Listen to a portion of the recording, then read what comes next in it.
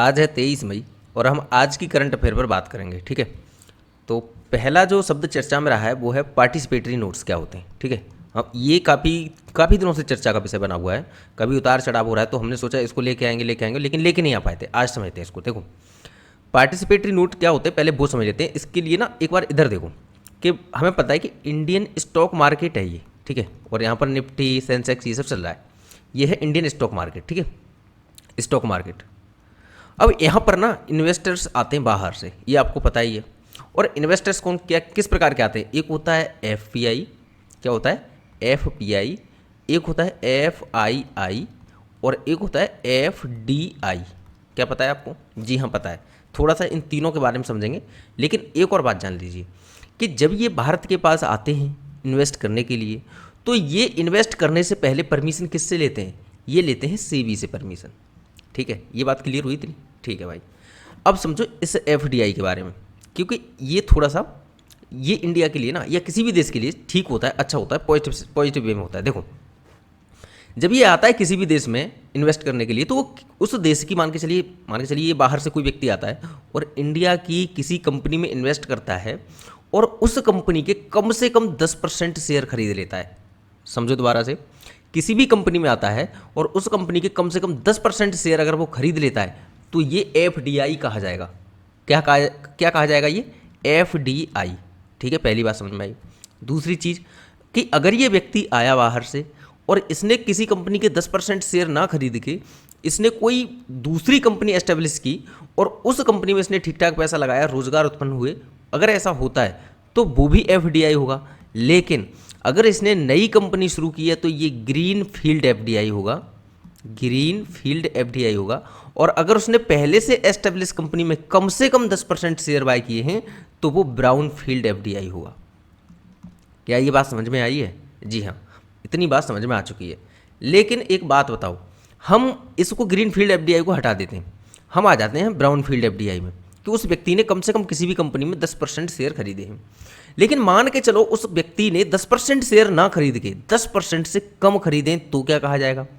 तो उसको कहा जाता है एफआईआई या एफपीआई, यानी फॉरेन इंस्टीट्यूशनल इन्वेस्टमेंट या फॉरेन पोर्टफोलियो इन्वेस्टमेंट। लेकिन क्या ये दोनों एक ही है या इन दोनों में भी अंतर है? जी हाँ, इन दोनों में भी अंतर है। पहले ये एफआईआई समझो, फॉरेन इंस्टीट्यूशनल इन्वेस्टमेंट। ये क्या होता है? ये ना एक प्रकार का वॉलेटाइल इन्वेस्टमेंट होता है। वॉलेटाइल कैसा? कि मान के चलो अमेरिका की फेडरल बैंक ने जो जो इंटरेस्ट रेट है वो कम कर दी। ठीक है, ये भाई साहब आए सीधे आकर के इन्होंने बॉम्बे स्टॉक एक्सचेंज में पैसा इन्वेस्टमेंट कर दिया। अब जब इन्होंने डॉलर इन्वेस्ट किया, उसके बाद में क्या हुआ कि शाम तक न्यूज आती है कि जो फेडरल बैंक है उसने जो ब्याज रेट है वो बढ़ा दी। अब पता है इनके दिमाग में क्या आएगा?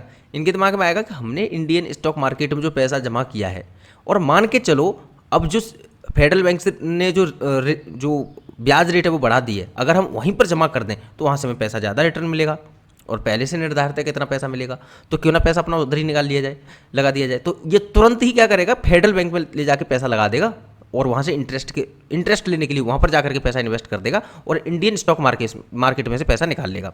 इतनी बात समझ में आई? यानी कि इसको मतलब नहीं होता किसी भी चीज़ से, ये इसको अपने फ़ायदा देखना है। और सबसे बड़ी बात क्या कि ये परिचालित होते हैं दूसरे देशों के जो रेगुलेशंस होते हैं उसके आधार पर। ठीक है, इतनी बात तो समझ में आ चुकी है। लेकिन एफपीआई क्या होते हैं अब ये समझो। एफपीआई क्या होते हैं कि देखो ये सिंगल आदमी आया था एफआईआई, इसलिए ये पूरी तरीके से स्वतंत्रता के कभी भी अपना पैसा लगाए कभी भी निकाले, अपने मनमर्जी का मालिक था। ठीक है, और भाई एफडीआई तो आपको पता ही कि जो 10% ही किसी कंपनी का शेयर खरीद रहा है या कोई नई कंपनी एस्टेब्लिश कर रहा है तो भाई वो तो जाने से रहा। तो एफडीआई तो बहुत ही ज़्यादा सही रहता है किसी भी देश के लिए। हमेशा एक देश चाहता है कि उसके देश में एफडीआई आए, दूसरा देश क्या नहीं चाहता है? देश नहीं चाहता है कि भाई पैसा तो आए, या तो अगर एफडीआई के रूप में नहीं आ रहा तो एफपीआई के रूप में आए, लेकिन पैसा तो आए किसी भी देश में। ये हर देश चाहता है, लेकिन वो ये चाहता है कि पैसा आए ना तो एफडीआई के रूप में ज़्यादा आए। क्या ये बात समझ में आई है? ठीक है, इतनी बात समझ में आ चुकी है। अब दूसरा समझते हैं एफपीआई के बारे में। तो एफपीआई क्या होता है कि ये एफपीआई जब पैसा इन्वेस्ट करने आता है तो इसके पास पैसा नहीं होता बहुत ज़्यादा। ये क्या कहता है? ये कहता है कुछ लोगों से, ये मान के चलो A B C D E F G ABCDEFG, ये इतने लोग हैं। इनसे ये कहता है कि ये बताओ, मैं इंडियन स्टॉक मार्केट में पैसा लगाने जा रहा हूँ और वो कहता है कि सेबी से मैंने परमिशन ले रखी है, तो आप लोगों को परमिशन लेने की कोई आवश्यकता है नहीं। ये बताओ क्या आपको भी पैसा अगर जमा करना है, क्योंकि हर कोई चाहता है कि पैसा जमा करें, और फिर ये इन सब लफड़ों में पड़ना नहीं चाहते कि भाई सेबी से परमिशन लें, इन सब चीज़ों में पड़े रहें। वो ये सोचते हैं कि भाई हम अभी लगा रहे हैं, 4 दिन बाद फिर पैसा निकाल लेंगे, इसके लिए परमिशन इन सब के चक्कर में क्यों पड़े। तो ये लोग क्या चाहते हैं, ये लोग कुछ ऐसे लोग चाहते हैं कि भाई परमिशन ना लेनी पड़े सेबी वगैरह से, और हमारा पैसा भी लग जाए, और जब मन आए तब निकाल लें अपना पैसा। ये कुछ ऐसा चाहते हैं, ठीक है। तो ये क्या कहते हैं, एफपीआई से कहते हैं, एफपीआई से कि तो ठीक है, हम भी पैसा जमा करना चाहते हैं तो हमारा भी लगा दो। तो इसने दिया $8, इसने दिए $10, इसने 20, ऐसे करके मान के चलो। अब ये ऐसे भी हो सकता है इसने $800, इसने $2000, इस तरीके से, ठीक है। अब इसने क्या करा, इन सब ने जो पैसा दिया उन सबका एक कॉमन फंड बनाया, ठीक है, एक हेज फंड बना दिया, ठीक है। और इसको ला करके इस व्यक्ति के नाम पर, चाहे मान के चलो ये मिस्टर एक्स है, मिस्टर एक्स के नाम पर, क्योंकि इसने तो परमिशन ले रखी थी सेबी से, और इसने क्या करा कि बॉम्बे स्टॉक एक्सचेंज में पैसा लगा दिया। दोबारा समझो, ये है एफपीआई। ये क्या है, ये कई लोगों से पैसा लेकर के आया है, इसने बॉम्बे स्टॉक एक्सचेंज में पैसा लगा दिया, लेकिन इसको तो परमिशन मिली हुई है सेबी से, लेकिन परमिशन किसको नहीं है मिली हुई, इनको जिनसे ये पैसा लेके आया, ABCDEFG। क्या बात क्लियर हुई? जी हाँ, क्लियर हुई। लेकिन एक बात बताओ, जब ये पैसा लेगा, जब ये पैसा इसको देगा तो इसको क्या मिलेगा, इसको क्या मिलेगा, जब ये इसको पैसा देगा ना, तो ये इसको देगा एक नोट, जिसको बोला जाता है पार्टिसिपेटरी नोट। दोबारा समझो, ये लोग हैं जो सेबी में परमिशन लिए बिना पैसा जमा करना चाहते हैं इंडियन स्टॉक मार्केट में, वो पोर्टफोलियो इन्वेस्टर्स के माध्यम से आते हैं, और वो क्या करते हैं कि वो क्या करते हैं कि जब पैसा देते हैं इनको, तो यहाँ से इनको प्राप्त होता है एक नोट, जिसको बोला जाता है पार्टिसिपेटरी नोट, ठीक है। अब ना हम दूसरे तरीके से इसको सोचते हैं, हम मिस्टर ए की तरफ से सोचते हैं, ठीक है, मिस्टर ए की तरफ से।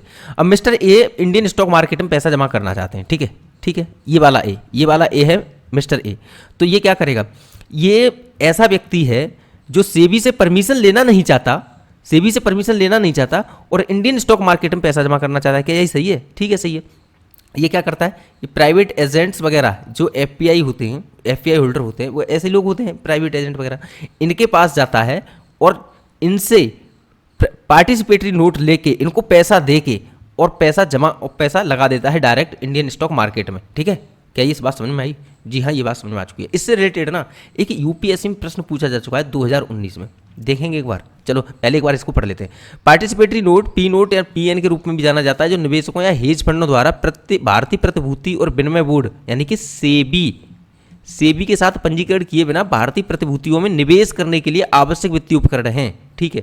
देखो एक बार इधर, ये प्रश्न है जो यूपीएससी ने 2019 में पूछा है, ठीक है। अच्छा, ये क्योंकि इधर देखो इसके ऑप्शन कैसे हैं, 1 2 3 4, इसके बनलाने टाइप के ऑप्शन है, इसलिए ये प्रश्न इंपोर्टेंट बन जाता है यूपीपीसीएस और आरओ जैसे एग्जाम्स के लिए, ठीक है। देख लेते हैं। देखो, पंजीकृत विदेशी पोर्टफोलियो निवेशकों द्वारा, विदेशी पोर्टफोलियो निवेशकों यानी एफपीआई द्वारा उन विदेशी निवेशकों को जो स्वयं को सीधे पंजीकृत कराए बिना भारतीय स्टॉक बाजार का हिस्सा बनना चाहते हैं, निम्नलिखित में से क्या जारी किया जाता है। इधर देखो, which of the following is issued by register foreign portfolio investors, देखा, to overseas investors who want to be part of the Indian stock market without registering themselves directly. क्या कहा जाएगा, certificate of deposit, commercial paper, promissory note या participatory note. उत्तर क्या होगा, D, यानी कि पार्टिसिपेटरी नोट। क्या बात समझ में आई है? जी हाँ, आगे बढ़ते हैं। अगला प्रश्न है कि हाल ही में गोपीचंद थोटाकुरा वाणिज्यिक अंतरिक्ष यात्रा पर जाने वाले पहले भारतीय अंतरिक्ष पर्यटक बने हैं। वह किस भारतीय राज्य के निवासी हैं? तमिलनाडु, कर्नाटक, आंध्र प्रदेश या केरल? उत्तर होगा सी, यानी कि आंध्र प्रदेश। आगे बढ़ते हैं। देखो, गोपीचंद थोटाकुरा आंध्र प्रदेश के निवासी में वो blue origin New Shepard NS-25 mission की उपकक्षीय अंतरिक्ष उड़ान के लिए चुने गए 6 चालक दल वाले सदस्यों में से एक थे। अब कुछ फैक्ट समझ लेते हैं। 2 अप्रैल 1984 में इसरो और सोवियत संघ के एक संयुक्त अंतरिक्ष अभियान के अंतर्गत राकेश शर्मा 8 दिन तक अंतरिक्ष में रहे थे। ये पहले भारतीय थे, ठीक है, पहले भारतीय अंतरिक्ष यात्री थे, ठीक है। कल्पना चावला भारतीय मूल की पहली महिला तथा अमेरिकी अंतरिक्ष यात्री थी जिन्होंने 1997 और 2003 में उड़ान भरी थी। ठीक है, ये भी बात समझ में आएगी। अगला प्रश्न देखते हैं, हाल ही में वर्ष 2024-25 के लिए भारतीय उद्योग परिसंघ के अध्यक्ष पद पर किसे चुना गया है? प्रदीप नटराजन, संजीव पुरी, कपिल सिब्बल, एन वेणुगोपाल। तो इसका जो सही उत्तर है वो है बी, यानी कि संजीव पुरी। ठीक है, देखो कॉन्फेडरेशन ऑफ इंडिया इंडस्ट्री के अध्यक्ष संजीव पुरी का अपॉइंट किया गया है। इन्हें 2024 का बेस्ट सीईओ का अवार्ड मिल चुका है। भारतीय उद्योग परिसंघ की स्थापना 1895 में हुई थी, इसको याद कर लेना। अगला प्रश्न है कि हाल ही में चीन ने ताइवान को हथियार बेचने के कारण किस देश की कंपनियों पर प्रतिबंध लगा दिया है? ऑप्शन है कनाडा, ऑस्ट्रेलिया, इजराइल या यूएसए। तो इसका जो सही उत्तर है वो है डी, यानी कि यूएसए। देखो हाल ही में ताइवान ने यूएसए की 3 कंपनियों पर हथियार बेचने के कारण प्रतिबंध लगाया है, बोइंग कंपनी, जनरल डायनामिक्स और जनरल एटोमेटिक्स। ठीक है, अगला प्रश्न है कि हाल ही में गृह मंत्रालय ने साइबर क्राइम के किस नए रूप के बारे में चेतावनी जारी की है? SIM swap, ransomware, digital arrest या साइबर जासूसी। तो समझो एक बार, मान के चलो आप कोई लड़की हैं, कोई लड़का है, कुछ भी हो सकता है, लेकिन हम एक लड़की के रूप में मान के चलते हैं। आप कोई लड़की हैं और आपके पास आती है एक कॉल और आपको बताया जाता है कि आपका जो आधार कार्ड है, या तो आधार कार्ड या फिर बोला जाता है कि आपका जो बैंक अकाउंट है, बैंक अकाउंट आपका यूज किया है कुछ इलीगल एक्टिविटीज़ में। आप थोड़े से शॉक्ड हो जाते हैं, फिर थोड़ा सा जांच पड़ताल करने का प्रयास करते हैं, तो आपसे कॉल पर फिर वीडियो कॉल की जाती है। ठीक है, क्या किया जाता है? Video call. और वीडियो कॉल पर फिर आपको दिखाई देता है कि कुछ इस तरीके का पुलिस स्टेशन का माहौल है, पूरा बहुत सारे लोग बैठे हुए हैं, अपना अपना कार्य कर रहे हैं। आप समझ जाते हो कि हम जिससे बात कर रहे हैं वो एक पुलिस स्टेशन है, और ये आप अपने आप को बताते हैं कि हम साइबर पुलिस हैं। ठीक है, ऐसा कुछ बता देते हैं ये।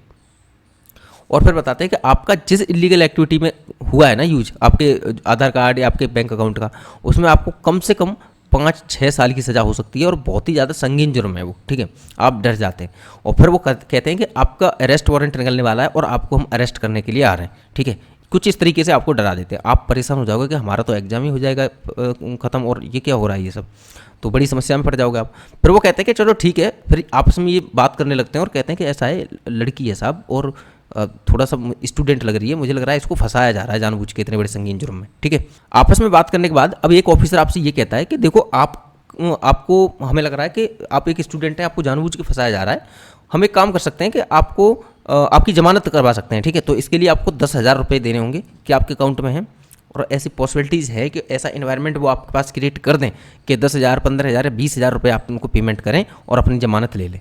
लेकिन असल में ये सब क्या था? ये सब फेक था। और जिस समय उन्होंने इस पूरे मायाजाल में आपको फंसा के रखा था कि आप इस तरीके से आप यूज किया जा रहा है, आपका जो अकाउंट है उसका इलीगल यूज हुआ है, और आपको वीडियो कॉल से हटने भी नहीं देंगे, ये सब स्थिति पता है क्या कहलाती है? ये कहा जाता है डिजिटल अरेस्ट। ठीक है, तो इसी के बारे में हाल ही में गृह मंत्रालय ने इस प्रकार के साइबर क्राइम के बारे में थोड़ी सी जानकारी दी है, मतलब थोड़ा सा सचेत होने के लिए भी कहा, चेतावनी जारी की है। ठीक है, देख लेते हैं एक बार, यह है डिजिटल अरेस्ट। आगे बढ़ते हैं। हाल ही में एलन मस्क ने अपनी स्टारलिंक उपग्रह इंटरनेट सेवा कहाँ प्रारंभ की है? Singapore, Myanmar, Indonesia, Sri Lanka. सही उत्तर है इसका सी, यानी कि इंडोनेशिया। ठीक है, अब देखो एक बार ना, इंडोनेशिया के बाली द्वीप पर शुरू किया इन्होंने। किस पर? बाली द्वीप पर। ठीक है, अब एक बार हमें पता है कि भाई ये है सुमात्रा, ये है जावा, और ये इतना है कालीमंतान, ये है सेलेबीज, और ये है जो न्यू गिनी। ठीक है भाई, क्या हमने बाली द्वीप पढ़ा तो कई बार है, लेकिन देखा नहीं हमने यहाँ पर। तो देखो इधर आओ, ये है सुमात्रा, ये है जावा। अब इधर छोटे छोटे द्वीपों में जाओ, ये वाले जो छोटे छोटे द्वीप है, ये तो छोटा सा एक देश है तिमोर लेस्ट। यहाँ जाओ, ये जो द्वीप दिखाई दे रहा है ना आपको, ये वाला, इसका नाम है बाली। ठीक है, याद रखिएगा, ये बाली आइलैंड है। अब याद पता है, ये सीक्वेंस याद रखिएगा कि अगर ईस्ट टू वेस्ट, अगर वेस्ट टू ईस्ट लगाएं तो सुमात्रा, जावा और बाली, इधर मिलेगा बाली। ठीक है, आगे बढ़ देते हैं। आगे देखते हैं कि स्टारलिंक एक्सप्लेनेशन देखते हैं कि स्टारलिंक ने उपग्रह इंटरनेट सेवा इंडोनेशिया में शुरू की है। यह सर्वाधिक द्वीपों वाला देश है। इंडोनेशिया में बाली द्वीप पर प्रारंभ की गई है ये स्टारलिंक सेवा। Starlink company space x company का हिस्सा है, जो यूएसए की कंपनी है। एलन मस्क इसके मालिक हैं। ठीक है भाई, आगे आ जाओ। हाल ही में प्रारंभ होने वाली विश्व की सबसे ऊंची खगोलीय वेधशाला कहाँ स्थित है? ऑस्ट्रेलिया, दक्षिण कोरिया, चिली या भारत। सही उत्तर है सी, यानी कि चिली। देख लेते एक बार।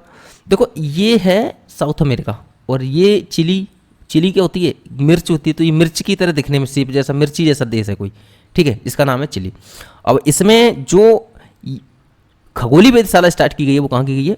इस स्थान पर लगभग। ठीक है, इसका नाम क्या है? Atacama desert. क्या है ये जगह? Atacama desert. ठीक है, ये याद रखना है। इस डेजर्ट की हल्की सी लोकेशन दिमाग में रखनी है। आगे आ जाओ। इसको टोक्यो यूनिवर्सिटी जापान द्वारा बनाया गया है। इसका नाम TAO यानी टोक्यो अटाकामा ऑब्जर्वेटरी है। अटाकामा मरुस्थल उत्तरी चिली दक्षिण अफ्रीका में स्थित है। दक्षिण अफ्रीका नहीं, अमेरिका, ठीक है। यह वेधशाला विश्व की सबसे ऊंची, ब्रह्मांड के बारे में अधिक जानने के लिए इसकी स्थापना की गई थी, ठीक है। आगे आ जाओ। फोर्ब्स के अनुसार सबसे ज़्यादा कमाई करने वाली दुनिया का शीर्ष एथलीट कौन है? तो देखो, Cristiano Ronaldo, John Reham, Lionel Messi, Bernard Arnold. इसका सही उत्तर है ए यानी क्रिस्टियानो रोनाल्डो। क्रिस्टियानो रोनाल्डो पुर्तगाल के फुटबॉल खिलाड़ी हैं। एक वर्ष में सर्वाधिक कमाई करने वाले खिलाड़ी बने हैं। इन्होंने इस बार सऊदी अरब के अल नासर क्लब को शामिल किया है। इन्होंने एक साल में $260 मिलियन कमाए हैं। फर्स्ट स्थान पर रोनाल्डो, सेकंड पर जॉन रेहम और थर्ड पर हैं लियोनेल मेसी, ठीक है। अब देखो कुछ बनना है कि AI के लिए 1SGO 4200122023 प्रमाणन प्राप्त करने वाली दुनिया की पहली IT कंपनी इस इन्फोसिस है, ठीक है। महिलाओं के खिलाफ हिंसा से निपटने के लिए यूरोपीय संघ ने पहला कानून अपनाया है और 13 मई 2024 को बौद्धिक संपदा संगठन कार्यालय में अनुवांशिक संसाधनों और संबंधित पारस्परिक ज्ञान पर सम्मेलन जेनेवा में हुआ था, ठीक है। ये बात समझ में आ गई होगी। आ गया कि 14 मई 2024 को फ्रांस में 77वां कांस्य फिल्म महोत्सव शुरू हुआ है और भारत तथा ओमान अरब सागर में सार्क और रे किरणों के अध्ययन तथा संरक्षण के लिए मिलकर कार्य करने पर सहमत हुए हैं, ठीक है। भारत और ओमान को देख लीजिए, ये जो अरेबियन पेनिनसुला है उसका भाग है। ये है सऊदी अरब, ये है यमन और ये है ओमान, ठीक है। ये गल्फ ऑफ ओमान है और ये होर्मुज स्ट्रेट है, ठीक है। और ये पर्शियन गल्फ है, ठीक है। ये याद रखनी है इसकी लोकेशन। अब जो कल का प्रश्न था वो देख लीजिए कि हाल ही में किस देश में विश्व के सबसे बड़े direct air capture and storage plant का परिचालन शुरू हुआ है? उत्तर है इसका डी यानी कि आइसलैंड। आज का जो प्रश्न है कि सोनाई रूपाई वन्यजीव अभ्यारण्य चर्चा में रहा है निम्नलिखित में से एक किस राज्य में स्थित है? ऑप्शन है उड़ीसा, असम, मेघालय या इनमें से कोई नहीं। इसका उत्तर आपको कमेंट सेक्शन में देना है और कमेंट कीजिए। कुछ लोग बहुत कम कमेंट कर रहे हैं, मैं चाहता हूँ आप लोग कमेंट करें, एटलीस्ट मुझे मालूम पड़े कौन कौन देख रहे हैं। पुराने लोग जो पुराने लोग कमेंट नहीं कर रहे हैं, आप कमेंट जरूर करें। मैं आप लोगों के नाम खोज रहा हूँ कि कहाँ हैं आप लोग, ठीक है। जरूर करिए। Thank you so much. कल मिलते हैं कल की वीडियो में।